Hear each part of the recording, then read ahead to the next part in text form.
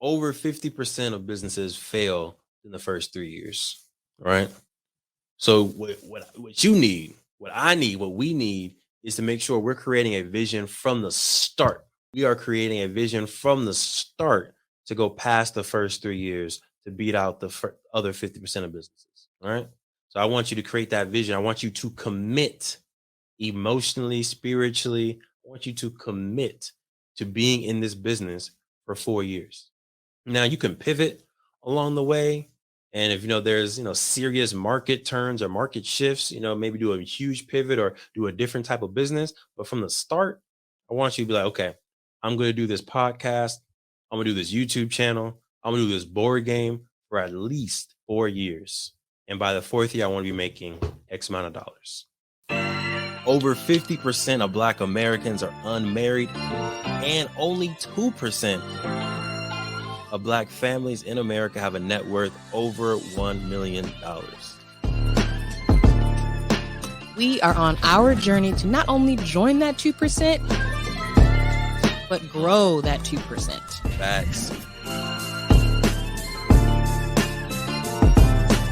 I'm Devon Truvel, creator of Black Wall Street, the board game, with my beautiful co-host. I'm Sinclair, aka the Health Nerd. You can go to our website at them4show.com, our Instagram at them4show, and our YouTube channel at Melanated Married Millionaires in the Making. And welcome to the M4 Show.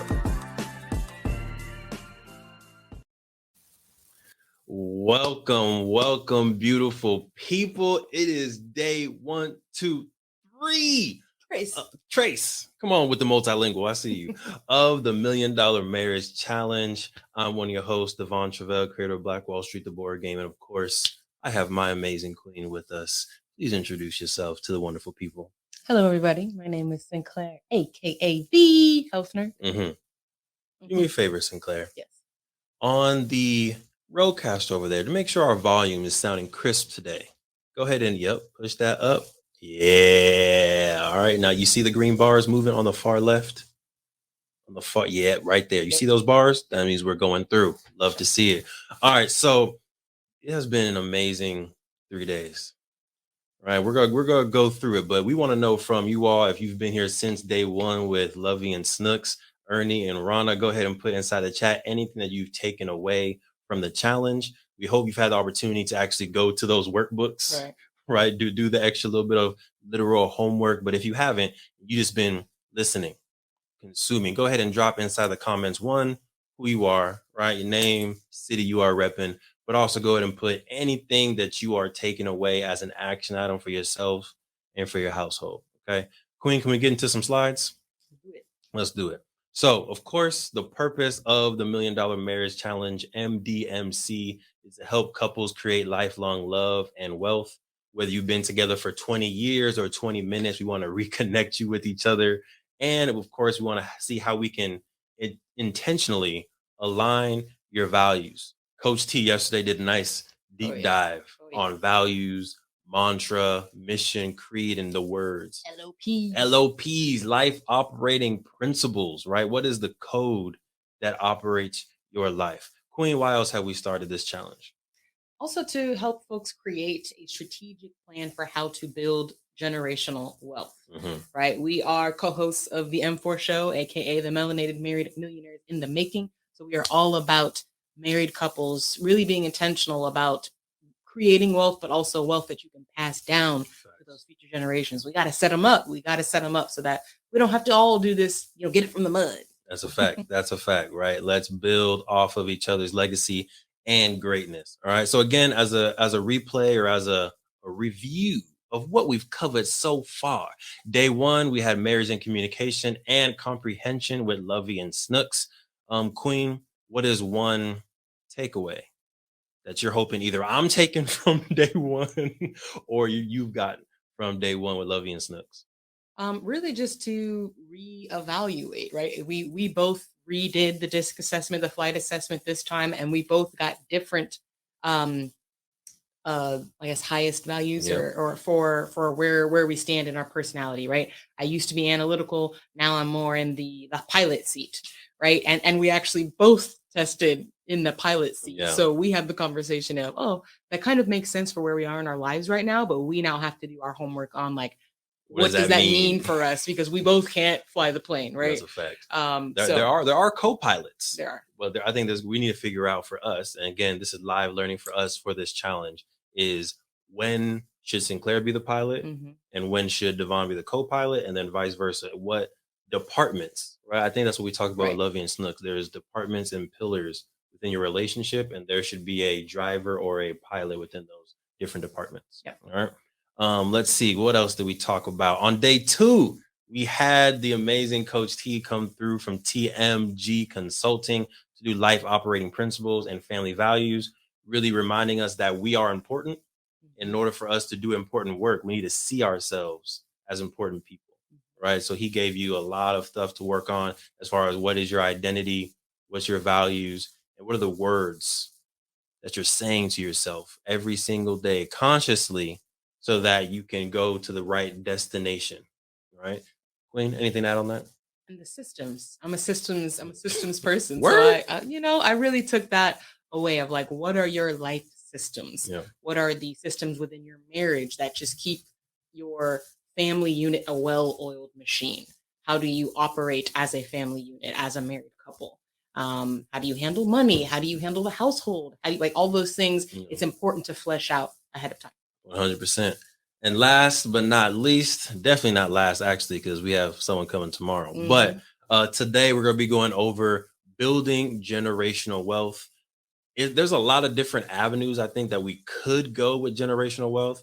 This is going to be a nice overview, introduction, maybe a review for some people, but really wanting to introduce folks to the different pathways and hopefully give y'all functional steps. All right, after you leave this session, this is the question you should be asking yourselves. This is the homework you should be doing. And these may be some of the people or professionals you may want to start reaching out to. All right, so definitely, if you don't already, break out your notepad, your phone, your voice recorder, your whiteboard, anything that you need to actually take tangible notes so that after the session, you and your family can get to the bag. All right.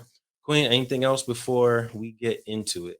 I see there's a comment. Is that our comment? That is me reminding folks to introduce themselves in the chat. Gotcha. Whether you're watching on Facebook, on YouTube, definitely make sure you give this video a like everywhere that you're watching, and go ahead and introduce yourself inside the chat, name, city, and anything that you've learned or picked up so far, even if it's a reminder for yourself, right? Maybe you already knew about life operating principles, but it's been a minute since you revisited your mantra. All right, so go ahead and put that inside the chat. We love to see the energy. Okay, so I want to get into it, Queen. There's a lot to talk about. Can I? Watch out. Let me get into it. Let me get into my bag. You know what I'm saying? Let me get into it. So the last thing that we have to cover, y'all, is tomorrow we will have Marjorie McPike here, who is a certified CPA. So she'll come through and she'll talk to us about some specific strategies on minimizing the taxes that we are paying, right? Whether you're an entrepreneur, whether you're a married couple, a business owner, a homeowner, a parent, there are some tax deductions and tax strategies that you probably need in order to get the most back at the end of the year. So make sure you tap in tomorrow. It's going to be at 11 a.m.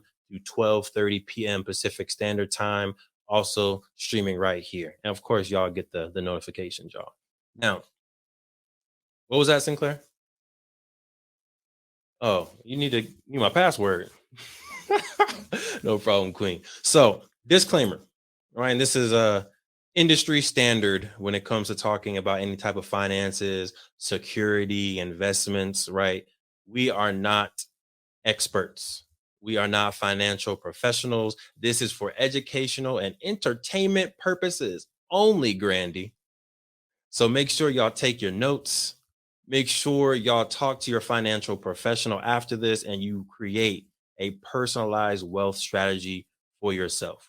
We're going to be talking about a lot of dope, really good, intentional things today, and really want to make sure you take those notes. And afterwards, you make a plan.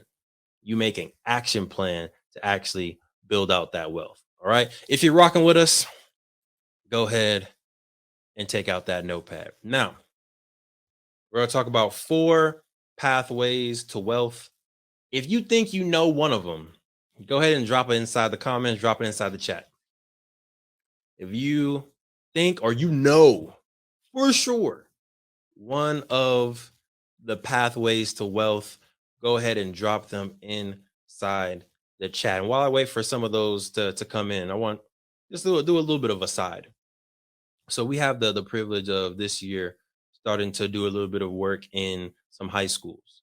And some of the curriculum that we're going over today, some of the points that we're going over today are things that we're also talking to high schoolers about, middle schoolers about, and really getting them in the mindset of wealth creation. All right, think about if you could go back 10, 15, 20, 30 years to be 15 and know about stocks, know about entrepreneurship, know about the different pathways that you could have started building wealth 20 years ago. Imagine where you would be today. Right. So again, this information is really good, but it's also practical. So you'll be able to make some tangible steps forward. And if you have kids, feel free to bring them into this conversation or start having these types of discussions with them. Even if they're 9 years old, tell them about LLCs. Right. Even if they're 15 years old, start talking to them about retirement plans and 401ks, because you never know what type of impact that can have. Right. So again, 4 pathways to wealth. Let's get into it. These are the 4 that we are going to cover today. All right. So we have entrepreneurship. If you didn't know, 88% of millionaires in America are self-made entrepreneurs. All right. They didn't get it all from their parents, trust fund babies. They got it by being self-made entrepreneurs, according to Fidelity, which is a investment and financial firm. 30% of the wealth of millionaires is being invested in the stock market. And we're going to talk about the stock market today. 90% of the world's millionaires are invested in real estate somehow, some way.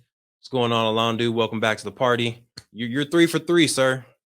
If we were given a perfect attendance award, you would have it, my brother. Who else is in the building? I know Coach Ash was here day 1 and day 2. We had some Facebook users here day 1, day 2. Feel free as you join to go ahead and introduce yourself. All right. And then lastly, intellectual property. All right, according to the United States Patent and Trademark Office, 2012, all right, so this is a minute ago, but in 2012, there was $112.5 billion made by licensing intellectual property. All right. So we want to get into how you and your family can start to take advantage of some of these wealth strategies. Now, if you don't know our story, I want to talk a little bit about what we do within Play Black Wall Street. All right. So this is, if you don't know, you can go to playblackwallstreet.com, learn a little bit more about what we have going on. But I wholeheartedly believe, and I say this every week almost on our podcast, that every family should have some type of business. Every family, I think, should have some form of income coming in, even if you have a 9-to-5 job. I think in addition to the 9-to-5, you, your queen, you, your partner should also make sure you have a separate entity that's bringing in income that you can pass down to the next generation. That's me. All right. If y'all disagree, y'all agree, put inside the comments. Let me know. I've taken a lot of smoke, a lot of fire for my opinion on this, but I will stand by it. I think every family, especially if you're serious about wealth, should have some type of LLC, corporation, nonprofit, sole proprietor, some business structure outside of your 9-to-5. And what me and the Queen have been able to build since about 2000, and technically started in 16, but we really got going in 2018, is Play Black Wall Street. And through Play Black Wall Street, what we do is we offer, of course, this beautiful, amazing family fun board game for people to learn the history of Tulsa Black Wall Street in a fun way, learn the different business structures that they are, right? So when in the game, you start off as a sole proprietor. You then can reinvest in Madam CJ Walker Beauty Salon, or we reinvest in William Dreamland Theater or Uncle Steve's Barbecue, all real businesses that existed during Tulsa Black Wall Street. You can reinvest and take it from a sole proprietor to an LLC, limited liability company. And then once you own all of one market, like all of the barbershops, all of the schools, all of the grocery stores, you then can start making corporations, right? So even in the game, what we wanted to do was we wanted to solve two problems. One, the fact that not enough people know about Tulsa's Black Wall Street, right? We even had the privilege of going out to Oklahoma, going out to Tulsa, and even folks out there didn't know or connect directly to the history of Greenwood or Black Wall Street, Little Africa. Definitely people out here in California weren't aware of it. So we wanted to create a game that can help teach people about that history in a fun way, but also how can we increase financial literacy and increase entrepreneurship rates within the Black community specifically. All right. So let's see. Alondu saying he's gonna go into real estate. Love it. Love it. All right. We're gonna talk about real estate in a second. If you got some nuggets on your own experience or journey, definitely feel free to share. All right. But getting back into it. All right. So this is just our kind of our credentials. We started Play Black Wall Street 2018. That first year was a little bit of a struggle, a little bit rough, but after the first 2 years, 2019, 2020, really started to pick up and gain a little bit more revenue. And then we expanded our business model this year to offer our services to schools. And that has really been a beautiful, beautiful experience for us, being able to really expand what we do and scale the financial literacy impact that we're able to have. All right. So I bring all that up to say, y'all better stay streaming. Hey, y'all heard that song? I think it's Still Scheming by Rick Ross and maybe Drake's on there. I think you should stay streaming, y'all. And by streaming, I mean income streams. Okay. Research shows that millionaires often pursue numerous income streams. 65% of millionaires have at least 3 income streams. All right.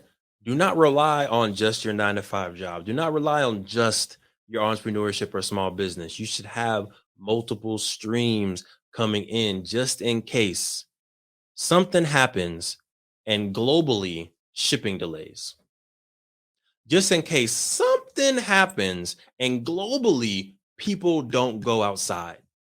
Right? You want to be able to have multiple streams of income. So, okay, if this happens, then I'm gonna shift over to this business. Oh, but if this happens, I'm gonna shift over to this business. And if this happens, all 4 businesses are actually going to benefit. Right. So have multiple streams available because you want to make sure that your economic wealth is durable. You want to make sure your economic well-being for your family is flexible to the status and the ups and downs of the economy. All right. So make sure y'all have those 3 streams of income. If you're watching live, put 3 streams in the chat. Just put the word 3 streams inside the chat. All right. All right. We're going to get back to the episode in a second, but breathe. If you've ever had a brilliant idea, I'm pretty sure everybody just took a breath right there, right? Because we all have amazing ideas. But I got a question for you. What's stopping you from taking that idea and actually making it into a business, actually executing on your brilliance? My name is Devon Truvel, and in 2018, I was able to create, market, and sell my own product while still working a 9 to 5. And through the years, I've taken the lessons we've learned, the expensive webinars that I've gone to, and the dozens of business books that I've read, and I've discovered 7 simple steps to launch your business.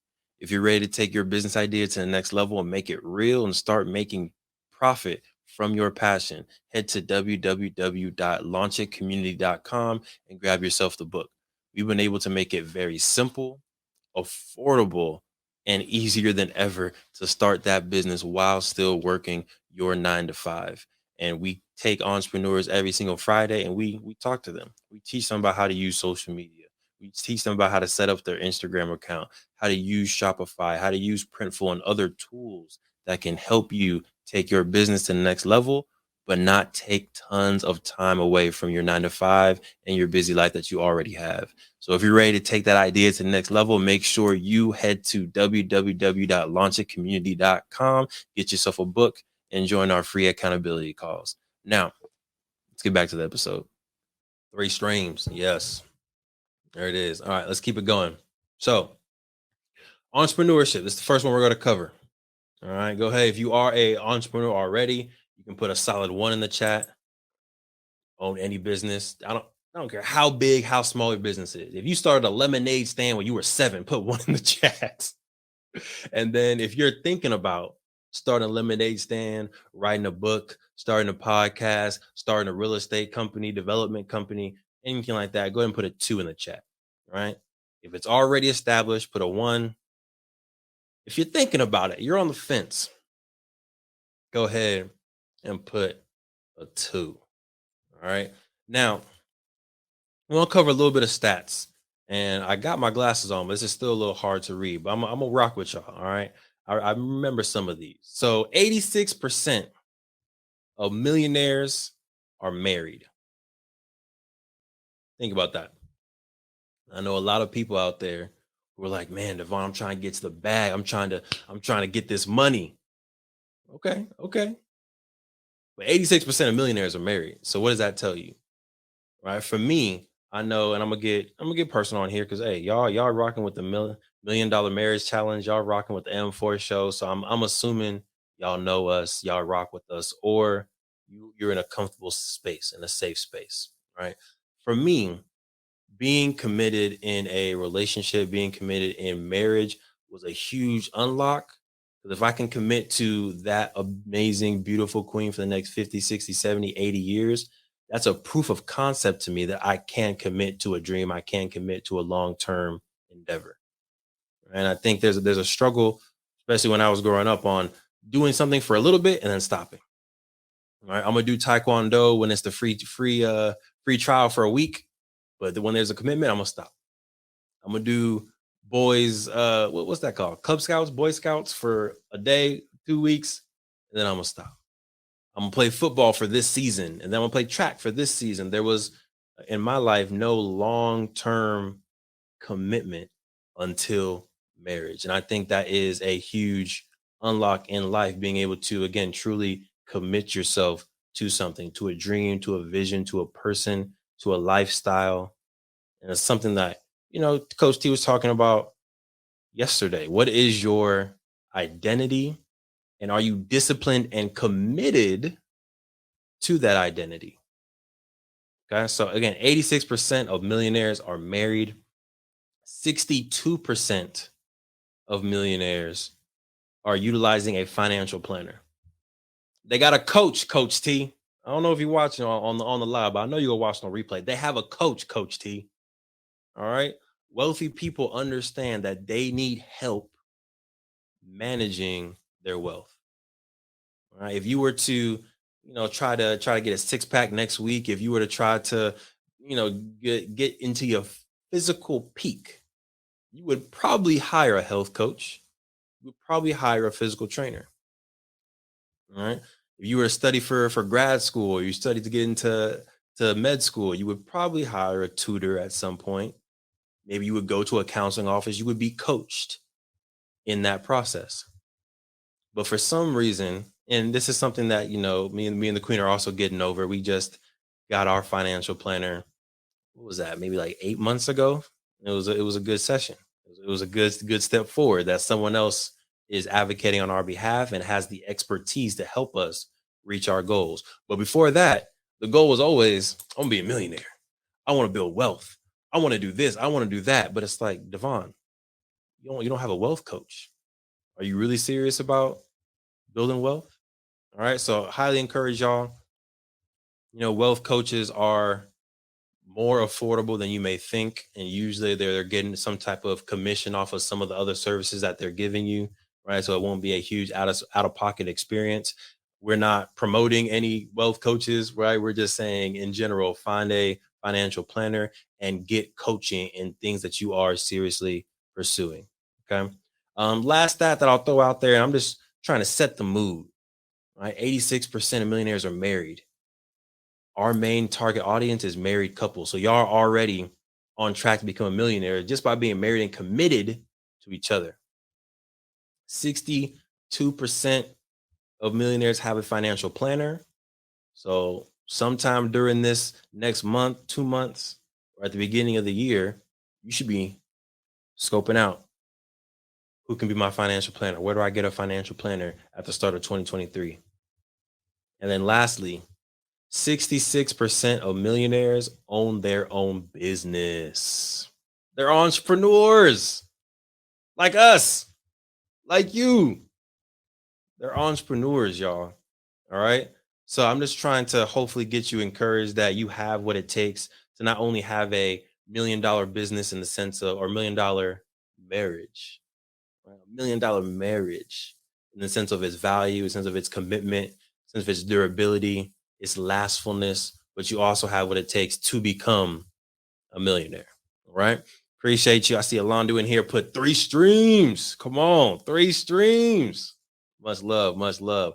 All right, let's get into it. So, if you do want to start a business, we're going to give you a little bit of a framework. Okay. I'll give you a little bit of a framework and understand that these types of businesses, they do overlap.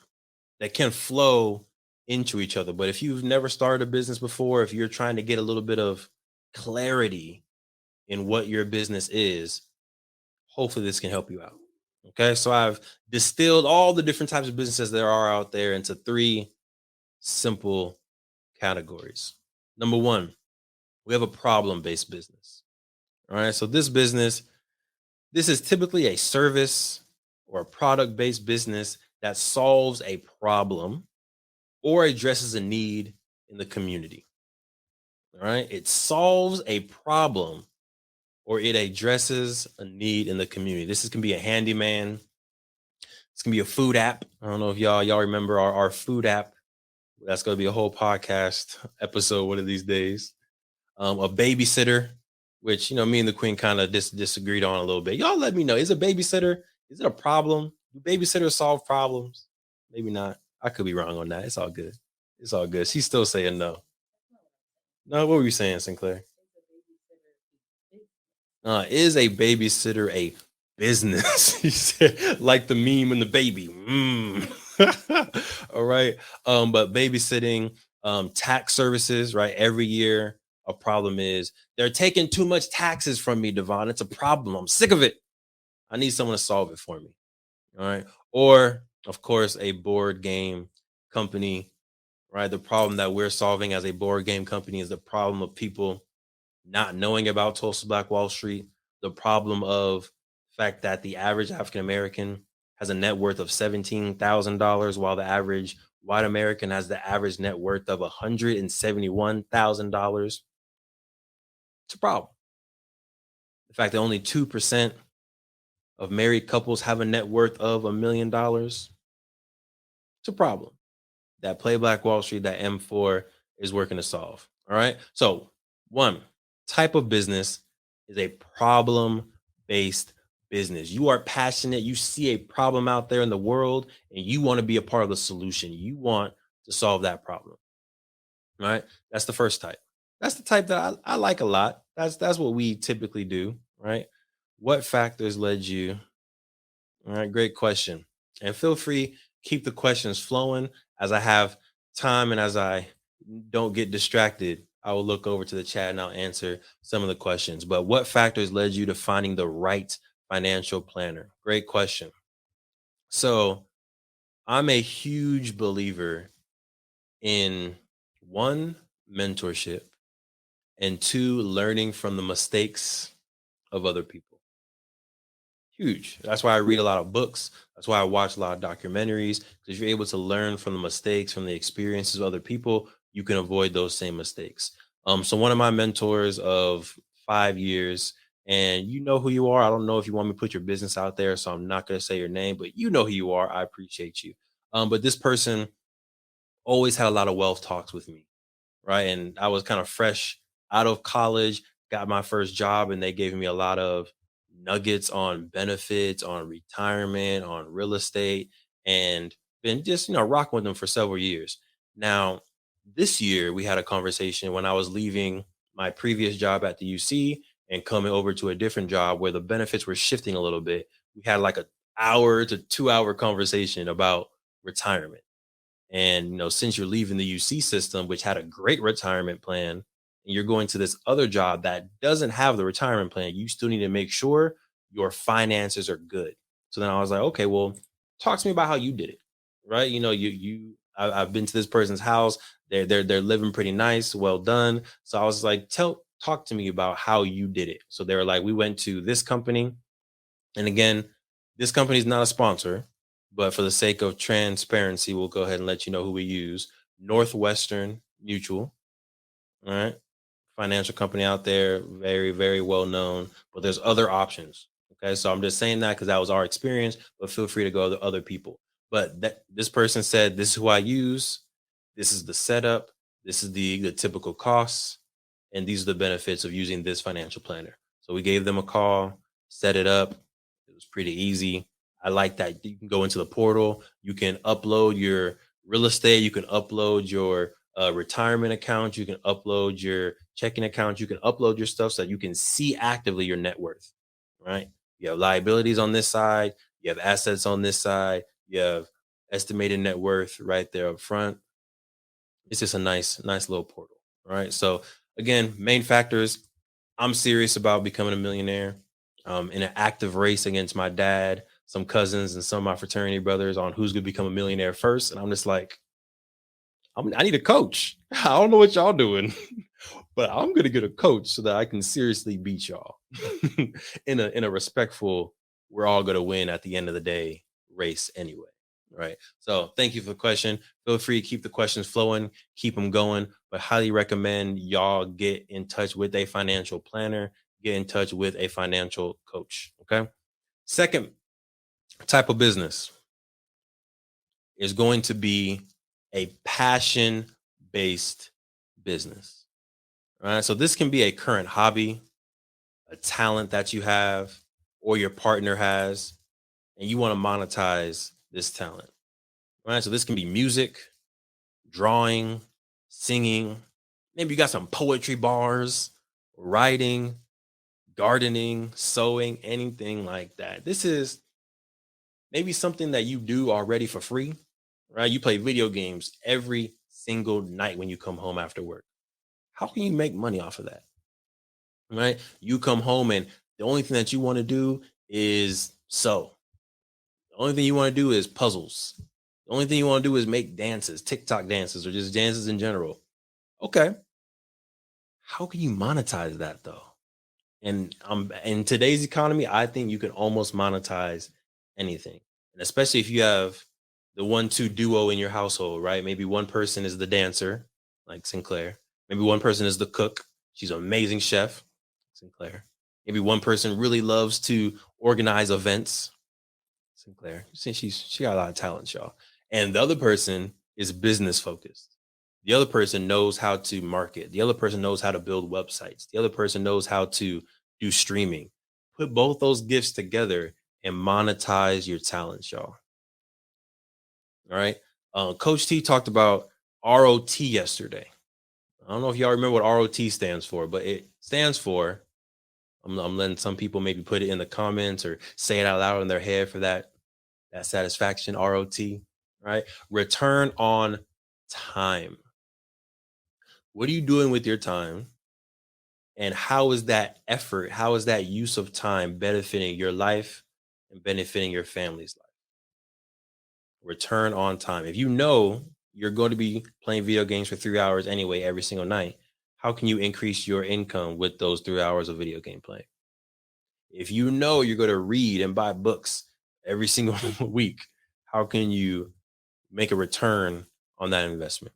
All right. So number 2 is a passion-based business. And lastly, again, there's a lot of overlap with some of these, right? But there is a kind of general focus in a passion. There's a focus in a problem, and there's a focus in a lifestyle-based business.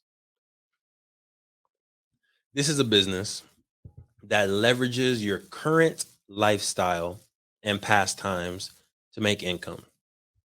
Kind of similar to passion-based business, but this is more so based on you are promoting a brand, you are promoting a lifestyle through social media, through blogs, through YouTubes, through podcasts. All right. So some examples of this can be mom blogs, dad blogs. Shout out to Belief in Fatherhood, right? It's a really good vlog that Sinclair is obsessed with.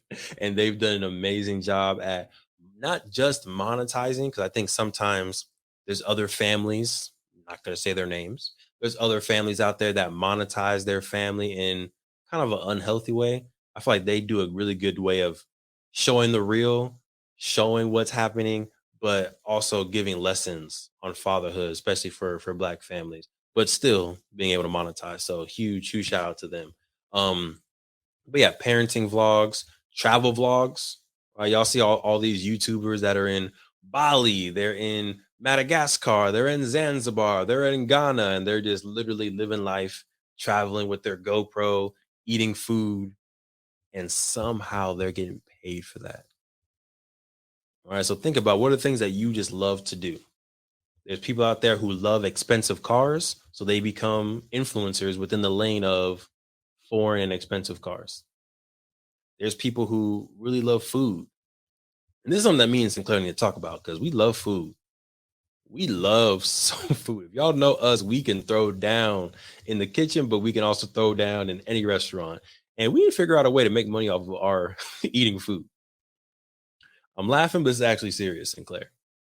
All right. So, but there's people out there that literally get paid to travel the world, eat food, write critiques, make videos, and that's their business. That's their life. Right. So think about which one of these businesses do you want to start? You want to start a problem-based business? Do you want to start a passion-based business? Or do you want to start a lifestyle-based business? All right. Now, I want to go over some benefits. All right. Entrepreneurship is great. Entrepreneurship is one of the best decisions that I think I've made in my life. Obviously, second to marrying this amazing, beautiful, melanated, smiling. I feel your eyes, queen. Right. Outside of that, and of course, also join the signal. And some other stuff. But entrepreneurship, top 3, top 5 decisions because of some of these reasons. Not all. There's more, but one, it gave me the opportunity to use my gift and gifts a little bit more. Humbly, I feel like I have a lot of gifts. I think sometimes when you're in the 9 to 5, you go you work and they're saying, "Hey, do this. This is your job. This is your scope of work. These are your requirements. These are your duties. Do these things."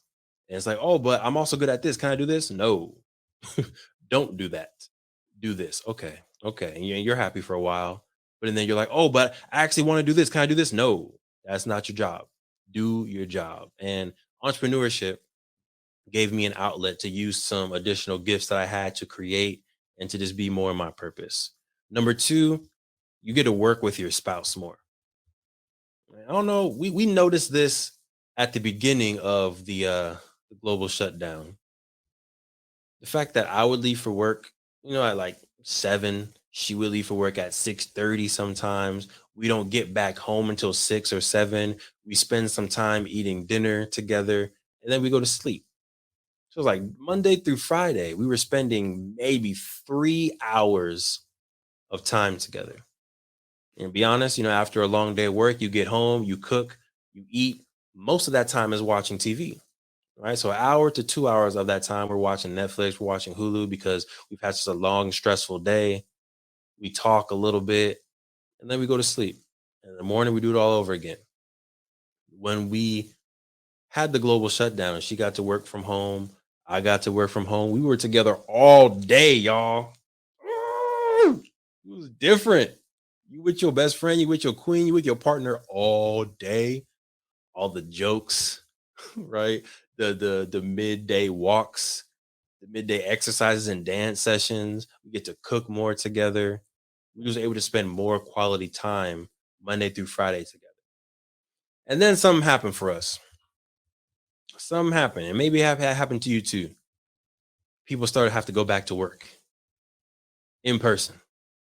So after spending months, I don't know if it was months with the Queen home, at least weeks, if not multiple months, being able to be with each other Monday through Friday, almost all day, and then going to back to the 3 hours, 2 hours, we were spoiled. We couldn't go back. It was like, oh, I miss you. Oh, I miss you. Oh, these people at the job are irritating. Oh, these people at my job are irritating. It was different, right? So one huge benefit is being able to work with your spouse. The queen now works full time. I'm now full time remote. So we get to spend a lot of good time together. Number three, you get to work from home, get to work from anywhere. We've had times where we're in Chicago, we're in Charlotte, we're in Atlanta, working. There's been times where I'm in Ghana, working. Right? The fact that we can literally be anywhere in the world and still be building wealth, still be representing the brand. You're in control of your time. Number five, tax deductions, whether you're full time or a part time entrepreneur, you can start to take advantage of some tax deductions, right? And that's going to be what we cover tomorrow with Marjorie McPike. But whether it's your cell phone, it's your laptop, it's part of your car, your entire car, it's your business attire, it's maybe some business travel you need to do. There are some deductions that you can take to help minimize your 9 to 5 tax liability and your overall tax liability. Almost the most important, this is the second to last one, is you can pass the business down to your kids or to your family, right? You may have gotten a amazing job, right? Maybe you're making $100,000, $200,000, maybe you're making $300,000 at your job. Unfortunately, unless you work in a new age corporation, they're doing some new stuff. You can't pass on your job to your kids. All right, that's your wealth, that's your position. But once you leave that job and you retire, you can't pass that on. So to be able to build something like a Chick-fil-A, to be able to build something like a Walmart, to be able to build something like a Play Black Wall Street that can get passed down to your family and help them build wealth and help them not start off from the mud, like Sinclair said, is a huge benefit. Okay. So if you're watching this live or in the chat or live or on the replay, go ahead and put in one additional benefit that you see with starting a business. All right, what is the benefit of starting a business in your head? And we're almost going to talk about real estate, y'all. We're going to get to real estate in a second, but I want to talk about the hard side of entrepreneurship. No, we're gonna have an honest conversation, y'all. When we first started entrepreneurship, it's like, yeah, entrepreneurship. You're on Instagram, you're on YouTube, everyone's living their best life, everyone's making thousands and millions of dollars. Everyone has an ad on YouTube that can teach you how to make $10,000 tomorrow, right? But then you actually start with entrepreneurship and you're like, huh, no one told me about this other side. No one said it would be difficult. It would be a little bit hard, a little bit of a struggle at times, right? So a little bit of the cost of entrepreneurship, you will have to do the work or set up a system. You know, and a really good book is The 4 Hour Work Week by Tim Ferriss, where he talks about how you can create a system and use your time efficiently so that even as an entrepreneur, you can work for 4 hours a week and you can get the results of 40 hours a week. But even with that, you still have to build the system. You still need to put in the upfront work. All right. Work-life balance may be a little bit of a struggle, especially if you're a workaholic like myself. All right. Work-life balance can be a little bit of a struggle. And, you know, friends and family may not understand your hustle, your grind to build a business, and they may not support your business directly. Right. I know sometimes you think, oh, I got this t-shirt company, I got this board game company. If I can just get my 200 family members to order a shirt, if I can get them to order a bracelet, if I can get them to do some health coaching, boom, I'll be good. But sometimes that's not how it works. A majority of your customers will come from outside of your network, right? You may get started with your friends and family. You may get 10, 20, 30 folks, but that's not how you're going to sustain your business. So you're going to need to grow outside of that. And then lastly, you are forced to be in the driver's seat, right? When you start working at McDonald's, it's my first job. When you start working at Walmart, when you start working at Nike, Pepsi, when you start working at these corporations, you're almost on autopilot, right? They have their onboarding process. You don't need to set up your retirement account. Really, you need to make an election, right? You need to choose which retirement, but they set up your retirement account. They give you your benefits. They tell you your schedule. They even tell you what you're going to do in this job each day, each week. If they're nice, they'll give you some KPIs, some key performance indicators so you can measure your success at the end of the quarter or at the end of the year. But all that is given to you, right? When you're an entrepreneur, you are in the driver's seat. You need to create your own retirement account. You need to go find your own health care. You need to create your own schedule, agenda, task list, or post-it note list, like the queen likes to do. Right. So it is, I love it. Right. Again, I think it's one of the best decisions we've made in our journey. And I still highly encourage every family to own a business. But I want to be upfront and let y'all know it's not always easy. And you will need to be taking responsibility. All right. Now, I want to go over 5 simple steps to actually launch. All right. If you're watching right now and you're like, yes, entrepreneurship is it. I'm ready. Let's do it. Go ahead and put launch inside of the comments, launch inside of the chat. You can see that flowing, see that going, see that growing, see that. Hey. All right. Let's get into it. 5 simple steps for your launch pad. All right. So, step number 1, do you want to start a problem based business, a passion based business, or a lifestyle based business? All right. Which lane are you going into? All right. This is where you should definitely be taking out your notes, answer some of these questions. That way, when you're over this holiday break, you can start taking some action.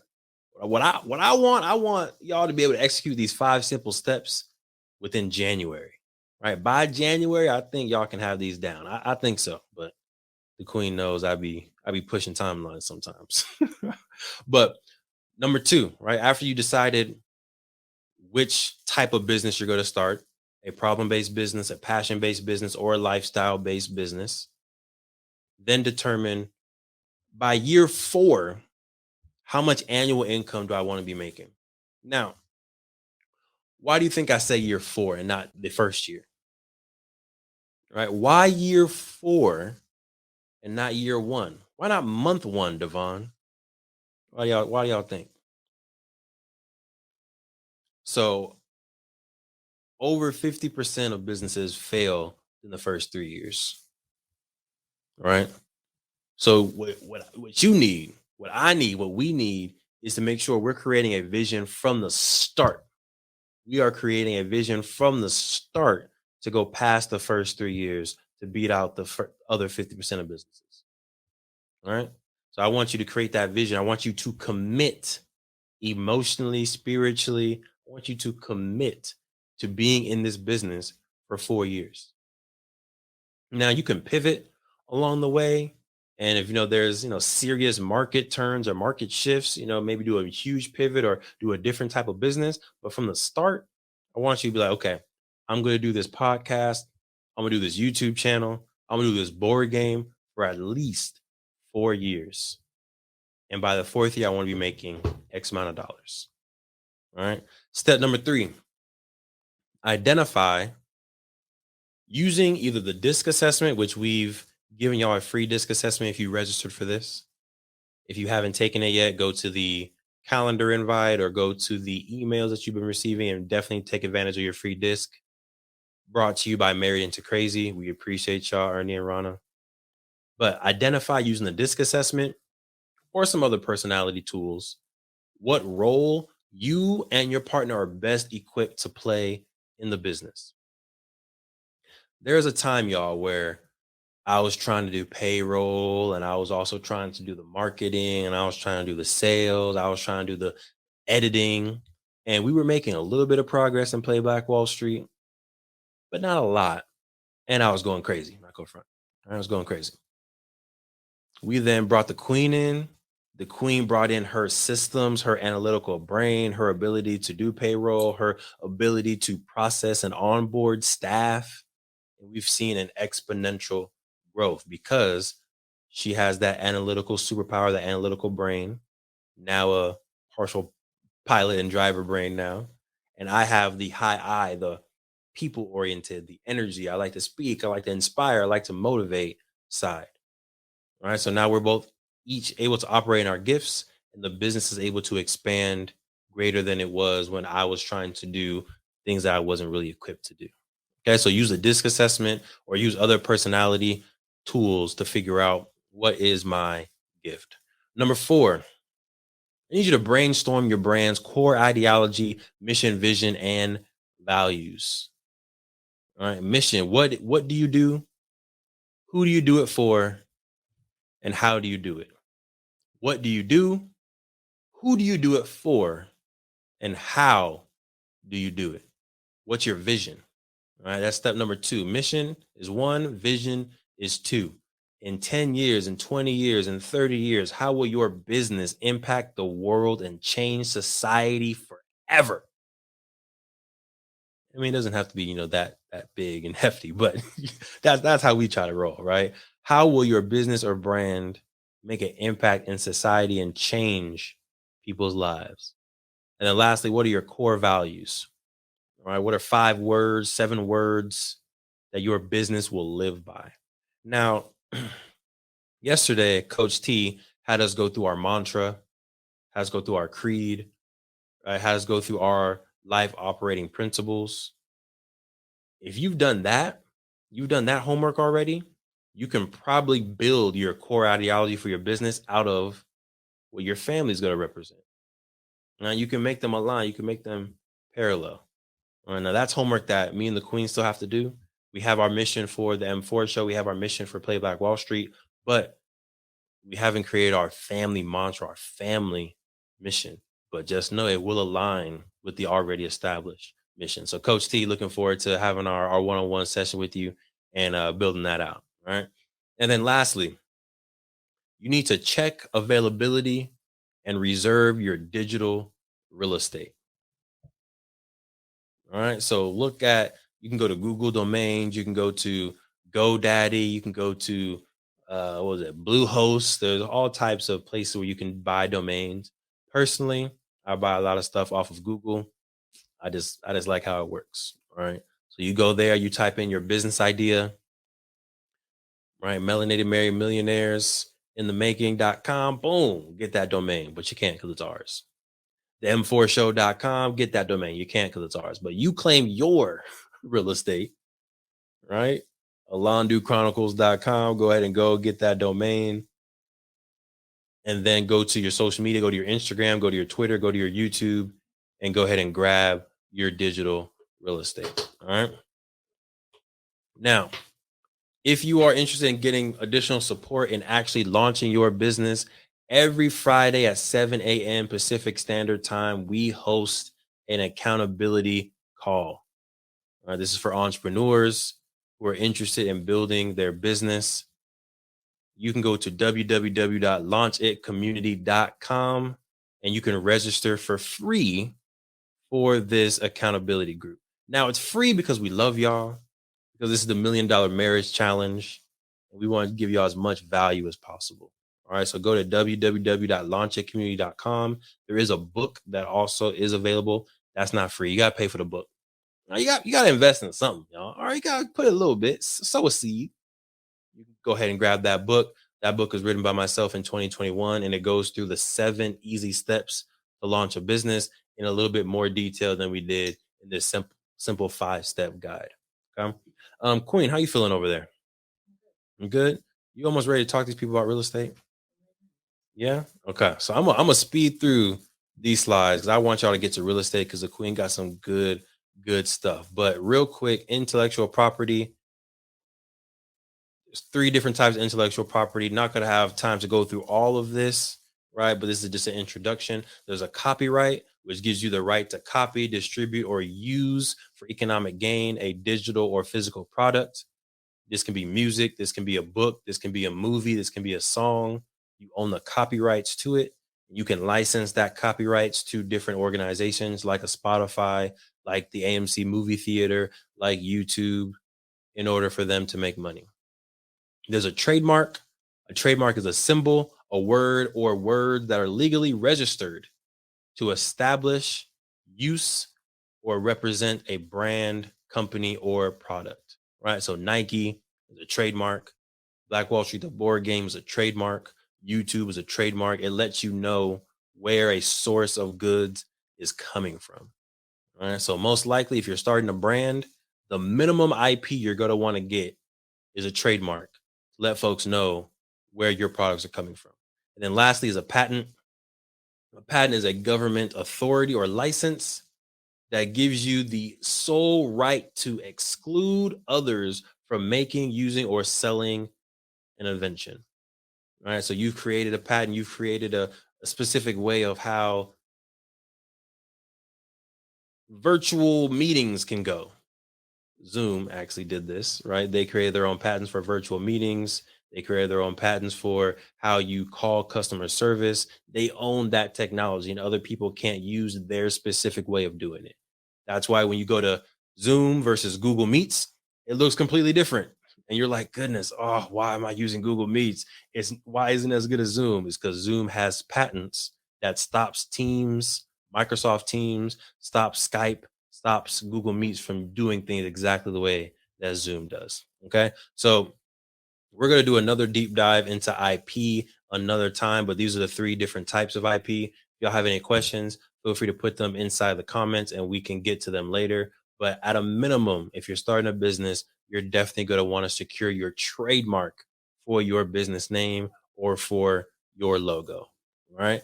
And then the last one I'm going to talk about very briefly is stocks, investing in the stock market.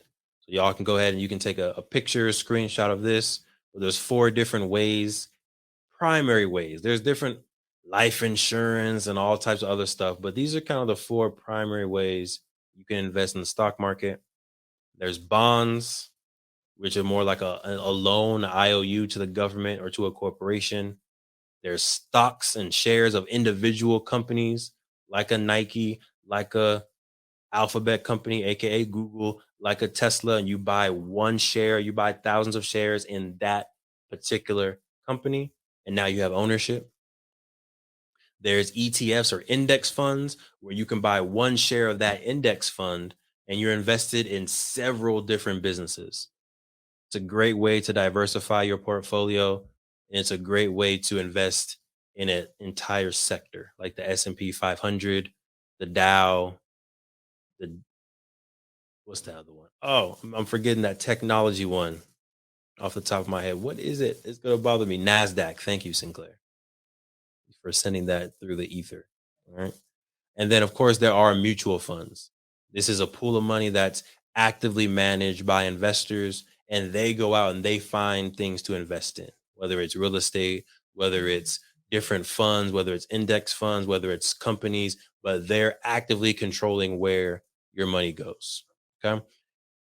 Again, at another time, I guess I spent way too much time talking about entrepreneurship. But I love it so much, y'all.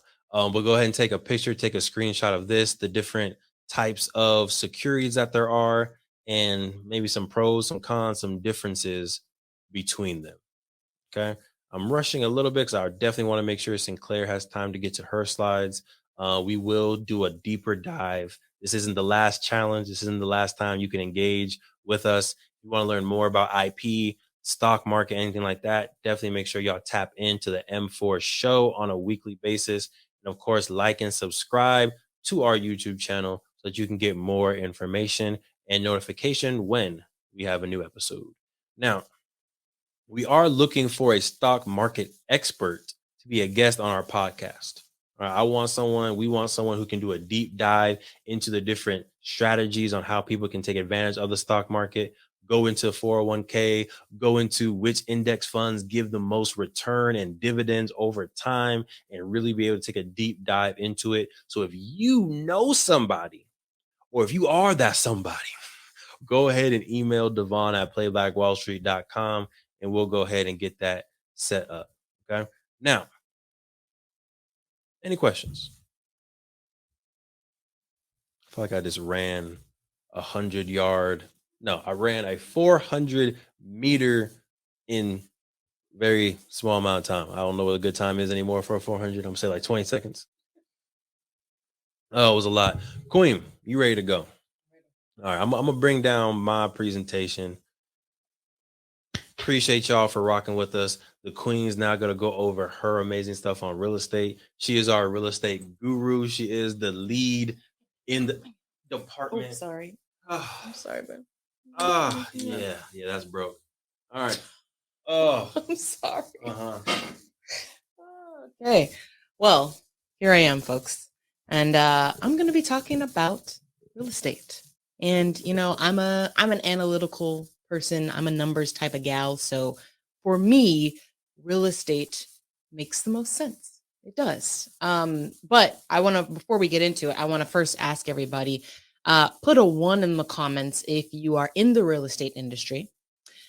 And put a 2 in the comments if you are thinking about entering into the real estate industry. And we'll probably see some 1s and some 2s. The catch is that this is a trick question, because regardless of whether you are actively in the industry or thinking about it, everybody is in the industry of real estate. Whether you are owning your property, whether you are paying rent, you are in the business of real estate, which is why I personally really think that it is a good investment for everybody to make, because everybody needs it. All right. So let's jump into it. Thank you. You want me to do this? Your hand is broken now. Okay. How do I make it? I don't want this. I want bigger. Okay, perfect. All right. So let's first talk about why you should invest in real estate.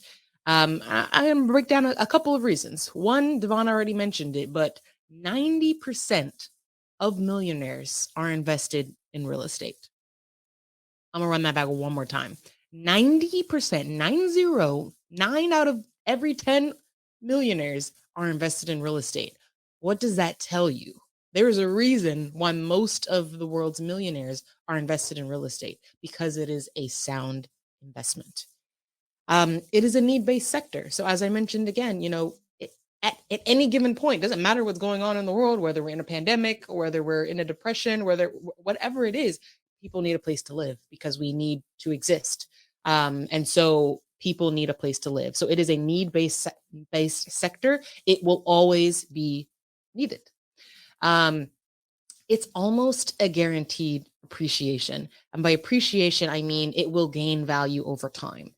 If you think about your grandparents, right? If you have grandparents who own their home or have bought a property at some point in their life, ask them how much they paid for that property. Okay. It is going to be pennies to a dollar for what properties are worth today, right? They probably paid what, $50,000 or something, if that, for a property. Whereas today we live in California, you're looking at like $500,000 plus for the average property. And not for the average is probably much higher than that, but even for the lower range, right, it's like 500,000. Like, that's a crazy appreciation. So think about if you had bought something at $50,000 and it's now worth 500,000, how much money and net worth, right? How much money you have access to, how much equity you have built in the real estate market. So it may not be a short-term, right, guarantee of appreciation, because the market does go up and down. But if you look at the period of time over one generation, so from you to your children, it is almost guaranteed to appreciate in value. So again, if you're in here, we're in the long game, right? We're in it for generations to come. Real estate is a very good investment to pass down to future generations. Perfect segue into the last reason why you should invest in real estate. It's something that can be easily passed down to future generations, right? Property is something that you can pretty easily say, I want this to go to my children. I want this to go to my children's children, right? You can pretty easily say that with whoever owns it, but also like in a will or a trust, you can say where you want your properties to go. So it makes it a very easy way to create generational wealth. Shout out to us in our first property that we purchased, taking our little picture. We're very proud new homeowners. All right, so now let's jump into different real estate investing strategies. Some of these I'm going to go into a little bit of a, I don't want to say deep dive. This is really an introduction to all of these. And of course, the same disclaimer goes here. I'm not a real estate expert. I'm not a real estate agent. I'm not a broker, anything like that. I'm just providing you information that I have learned thus far. And so these are the strategies that I am aware of: buy and hold, fix and flip, the BRRRR method. And if you're wondering what that is, make sure you stick around. Wholesaling and REITs, okay, or real estate investment trusts. So let's jump into it. The first one we're going to go into is buy and hold. And this is basically what it sounds like. You're going to acquire a property and then you're going to hold on to it to build equity. And so this can allow you to do a couple of different things to actually make money from this property. One, you can rent it out. So now you're getting monthly cash flow from someone renting your property from you, right? They are now paying. I think we've all paid rent at some point in our life. You are now going to be on the receiving end of that rent. Someone is going to be paying you to live in the house that you own. You can live in it yourself. Now, that's not typically going to provide any type of immediate return. However, you can still build equity, especially if you buy your property in the right area. And then lastly, you can tap into equity for future investments. And I do say for future investments because that's how I would recommend you using any type of equity money that you're able to pull out, whether through a HELOC or through, refinancing and pulling out some of that money in cash. I think it's best to keep the investments going, right? Keep it going, use that money to get another property. But these are some of the ways that you can take advantage of the buy and hold method. The next one we're going to go over is the fix and flip. And sorry, before I go into fix and flip, one of the things that I also want to talk about with buy and hold is the advantage, or one of the benefits is that you now own this property, right? You may have a a 30-year mortgage, right? Or a 15-year $30 mortgage. Sign me up. But you may have a 15 to 30-year mortgage, but after that, you now own this property. You can pass it down as you please. You can rent it out to who you please. You can rent it out to family. You can, put it on the market. You can do whatever you want, but you own it, and you own it outright. So that's one of the benefits. The next method we're going to go over is fix and flip. Now, I don't know about y'all. I was one of those interesting children who loved to watch like renovating shows like Trading Spaces. The other ones are escaping me, but they would basically like renovate homes. And I used to love watching those. So if you are like me and you like to watch those type of renovating shows, this is typically the method that they're using. Joanna and Chip Gaines, whatever their show is called, they do this, right?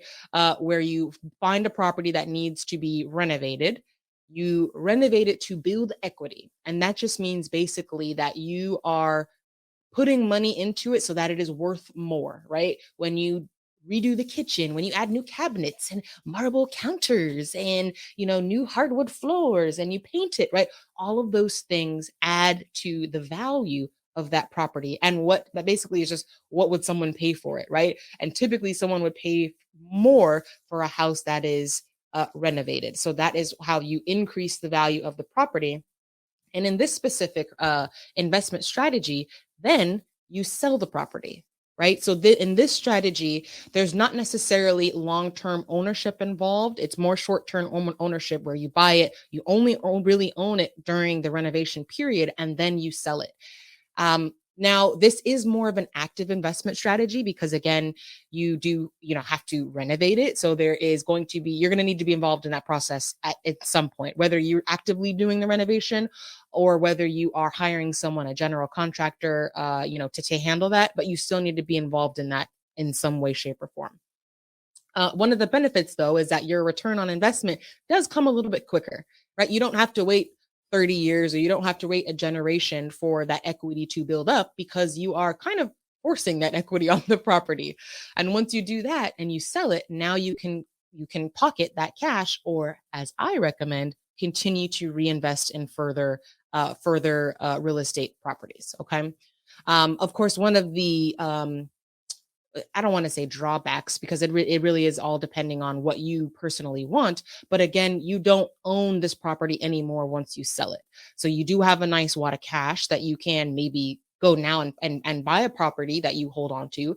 But if you implement this methodology, keep in mind that you're not going to outright own this long term, but you are going to be able to get that cash pretty quickly, right? Within a relative, probably like 6 months to a year, you'll be able to pocket some of that cash. So it's a little bit of a quicker return on your investment.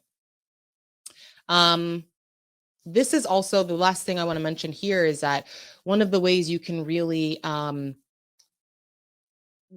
double down on your investment is choosing to do this type of strategy in a market that's up and coming, because not only are you going to get the equity that you are building in it from the renovation, but you're also going to get the equity from all of the things going around in the community, right? So if they're building a new park or a new arena or a new apartment building that's going up, across the street, those are all things that can also increase the property value that can improve your equity as well. All right, let's go into the BRRRR method. So BRRRR stands for buy, renovate, refinance, and rent. So this methodology is basically where, it's very straightforward. You buy the property, you acquire the property. It's kind of a mixture of the two methods I already mentioned, buy and hold and the fix and flip. So you buy a property, you renovate it to build that equity. You then do a cash out refinance. I don't think it has to be a cash out, but if you want to keep this going, a cash out refinance is the way to go.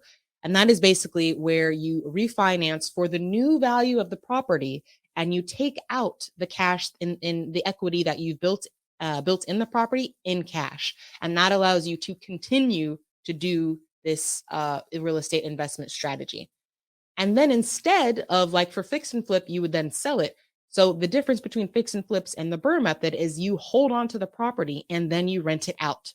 So again, it's kind of the best of both worlds, where now you maintain ownership and you can rent it out and get that monthly cash flow, but you also get more immediate return on investment as well when you refinance. That can allow you to, again, purchase another property and do the same thing. This strategy right here is how a lot of real estate millionaires are made, because it allows you, again, to just keep going. And you really only need the initial investment to get that first property, because after that, you can use the profits from when you refinance to get your next property, and you just keep going. And each time you acquire a new property, you're getting, right, as long as you're holding on to it, you're going to get more money on a monthly basis when you get someone in your apartment, in the unit, renting it out.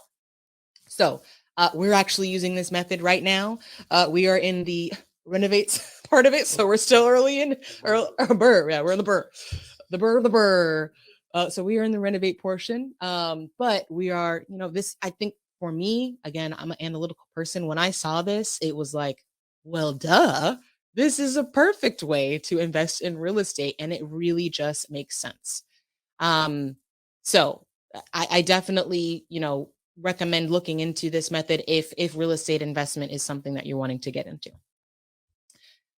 Now, the last couple ones that I mentioned, wholesaling and I put fund, but it's actually trust. These are going to be honorable mentions because I'm not super knowledgeable on either of these. I just know that they exist and they're great options if you don't necessarily want to own a property outright, alone. And so wholesaling is basically where someone would put a distressed property under contract and then they sell that contract to investors. So this typically is for, more distressed properties, undervalued properties. They put it under contract and they sell the contract. That's all I'm going to say about that. I don't know much about wholesaling, but if it sounds like something that would be interesting to you, absolutely go look into it. And the last one here is a REIT, or a real estate investment trust. And so these are basically companies that own or finance real estate projects that produce income. So you can invest and own a part of this trust so that you now get dividends whenever these properties produce income. So that is a way to invest, again, in part of a company that is doing this process, and now you get dividends from that company.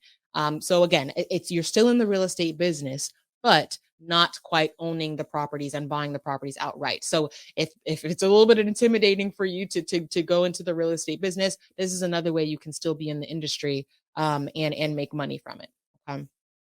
So the last thing I want to talk about here are the different types of properties that you can invest in.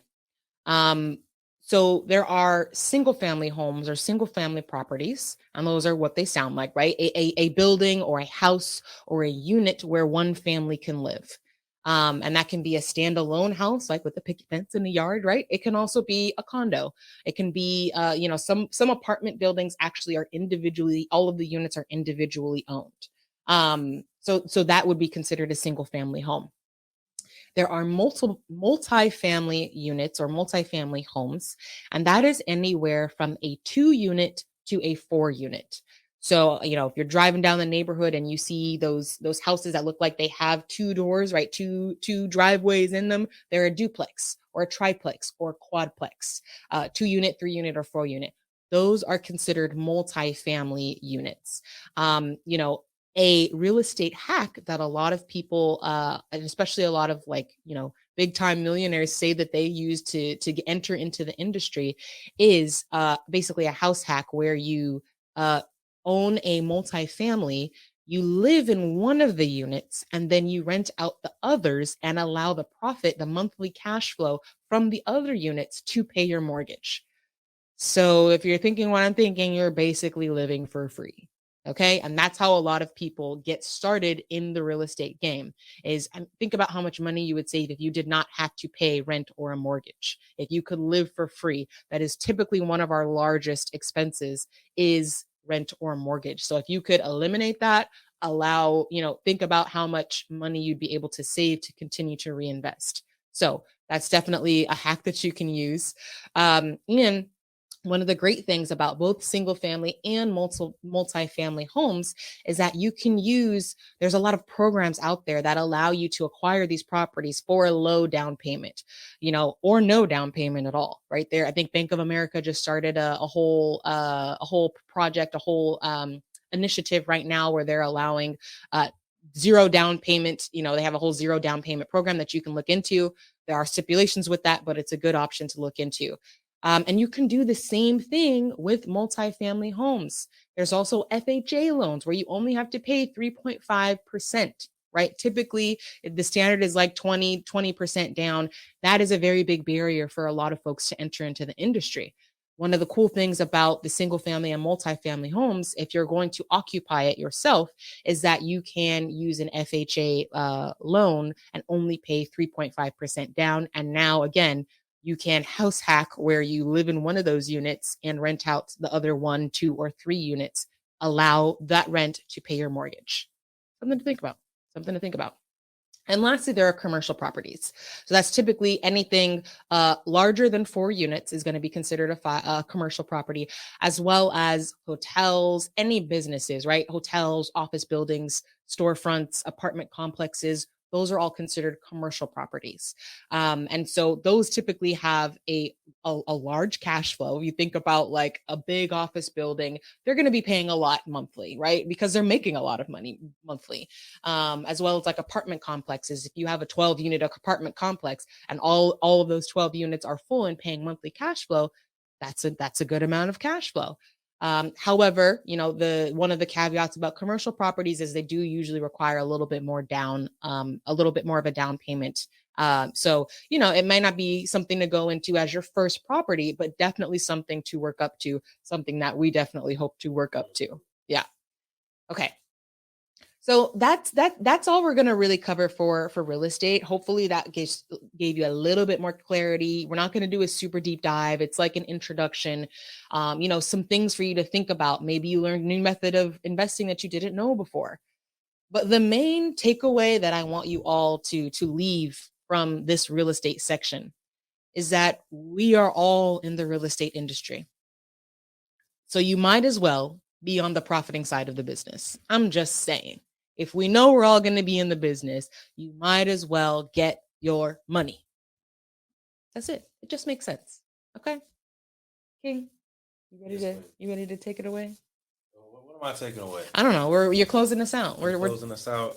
All right, beautiful people. So again, the Queen didn't mention that she did a whole 9-step deep dive on how to buy your first property. So highly recommended. I think it's episode like 133 or 132 of the M4 show. Y'all can go to the website m4show.com and go to the 9 steps to buy your first property. That episode was an hour and 45 minutes. It sure was. So if you really want a deep dive in all the steps that you should do, definitely make sure y'all check this out. But hopefully within this episode, within this day 3 of the challenge, you got a good sense of, okay, I have options. Right. If I want to build wealth, I can do a business, I can do intellectual property, I can buy an apartment complex. I have options, and you have the capabilities and hopefully the partner to get it done. Okay, let's build these $1 million marriages. Queen. Yes. When I present this, can I keep going on your presentation, or should I go back to my presentation? Talk to me. You should go back to yours. I should. Yeah, you should. So, unless there is one more slide on there. But while you do that, I wanted to really just stress something that I believe you mentioned earlier, and that's, I think it's good to start with one stream of income, right? Really just understand what you're doing with one of those, get comfortable with that one stream of income. But most millionaires have multiple streams. So don't get stuck with one stream, right? Definitely make sure to diversify your portfolio as much as possible, because that is how you become recession proof, right? Shout out to Marcus. Yes, that is how you become recession proof, because if anything happens with any one industry and all of your money is coming from that one industry, you might be in trouble, right? But if you really diversify your income streams, you should be okay if stuff hits the fan, right? Yeah. Being economically durable or flexible. Yeah. Love it. Okay. So as a reminder for folks, come back tomorrow. We're going to be doing a deep dive with Marjorie McPike on tax strategies. All right. Tomorrow, Saturday, taxes. Tomorrow, Saturday at 11 a.m. Pacific Standard Time. If you are registered, you'll receive the notification. If you've been added to the wait list, you'll receive that calendar invite just like usual. So make sure y'all pay attention to the emails, and definitely check out the website. Go to $1,000,000marriagechallenge.com, where we have the workbook for day 3 and the social media post for day 3 as well. Right? I really want to make sure you're not just sitting here watching and consuming, but you're able to take some actionable steps and really reflect on what you learned here today, so that you can continue to apply this information and build that $1 million marriage. So as usual, this is the M4 show, Melanated Married Millionaires in the making. We hope y'all secure the marriage. We hope y'all secure the love. And of course, we hope y'all secure the bag. Thank you for supporting the M4 show and our mission to increase the wealth of Black families. If you received any value from this episode, any value at all, any, do us a favor and give us a like and subscribe on YouTube and Apple, Spotify, anything, all of them, all of them, wherever you're listening, go ahead and like and subscribe. And after you like and subscribe, make sure you send this episode to at least one family that you really want to see win. We'll catch y'all next time. Peace.